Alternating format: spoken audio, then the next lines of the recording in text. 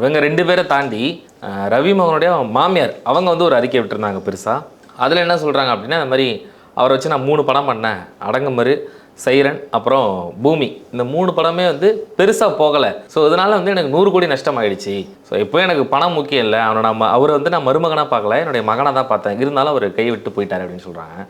But ஆனால் அவர் அப்படி சொல்லலை. அவர் என்ன சொல்லியிருக்காருன்னா, இவங்க தான் வந்து என்ன ரொம்ப மன அழுத்தத்தை கொடுத்துட்டே இருந்தாங்க அப்படின்னு சொல்கிறாங்க. ஸோ யார் ரவி தரப்புல என்ன சொல்கிறாங்கன்னா, ஒரு படம் எடுத்தாங்க, நஷ்டமாக போச்சு, அந்த படத்தை அடைக்கிறதுக்கு இன்னொரு படம் எடுத்தாங்க, இன்னொரு படம் நஷ்டமாக போகிறதுக்கு இன்னொரு படம் எடுத்தாங்க, இப்போ இன்னொரு படம் பண்ணுறாங்க அந்த 3 கடையும் அடைக்கிறதுக்குன்னு இவர் தரப்பு சொல்கிறாங்க. அவங்க தரப்புல என்ன சொல்கிறாங்க, ரவி தான் எங்களை வச்சு படம் எடுங்க, சொந்த படம் எடுங்கன்னு அவர் சொன்னாருன்னு அவங்க தரப்புல சொல்கிறாங்க. இப்போ உண்மையாக ஒன்றாக இருக்கிறப்ப இந்த பிரச்சனை வெளியே வரல. பணம்ங்கிறது ஒரு மேட்டரே கிடையாது. அங்கே தன்னுடைய மருமனுக்காக செலவு பண்ணுறாங்க, லாபம் நஷ்டமாக அந்த குடும்பத்துக்குள்ளே போயிடும். இப்போ வெளியில் வந்த பிறகு தானே இவ்வளோ பிரச்சனையாக இருக்குது. அதானே பார்க்க வேண்டியதாக இருக்குது. இப்போ 2 பேர், அதாவது இது பிரச்சனை வராமல் இருந்தால் இந்த கடனை 2 பேரும் சேர்ந்து அடைச்சிருப்பாங்க. பிரச்சனை வந்ததுக்கு பிறகு தான் உன்னால தான் கடன், இல்லை என்னால் தான் கடன், உன்னை வச்சு தான் படம் எடுத்தனால போச்சு, நீ தானே படம் எடுக்க சொன்ன அப்படின்னு மாறி மாறி மாறி குற்றச்சாட்டுகள் வைக்கிறாங்க. அதாவது ஒரு பிடிக்காம ஒரு விஷயம் போயிடுச்சுன்னா அது எல்லாமே தப்பாகவே தோணும். பார்க்குறது எல்லாமே தப்பாக தோணும். இப்போ 2 பேருக்குள்ள அப்படி தான் நடக்குது. 2 நபர்களுக்குள்ளே பிடிக்காமல் போயிடுச்சு.